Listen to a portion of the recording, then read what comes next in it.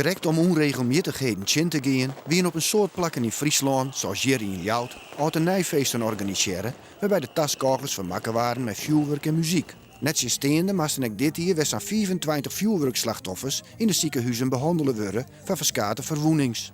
Dik 20 mensen konden met lichtere verwoenings terug de dokterswacht holpen worden. Opmerkelijk wie het hier dat de grote opluchting van de Friese ambulancevervoerders hartstikke sprake wie van agressieve omstanders tijdens de hulpverlening. Daar ben we eigenlijk heel tevreden over. We hebben vanmiddag inventariseerd bij alle mensen die vannacht diensten die in haar. En iedereen had zich veilig gevoeld. Er was één gevaltje van een beetje verbale agressie richting een hulpverlener. Bij wie je dat? Dat kan ik je zo net vertellen. En, maar goed, dat is ook wel eens gebroekelijk op een stappersjoon. Ook de brandwacht spreekt verder van een restige hierwissel. Wel weer de sprake van een opvallend groot aantal lietsere brandjes in containers. Friesland is een redelijk gebruikelijke jaarwisseling geweest.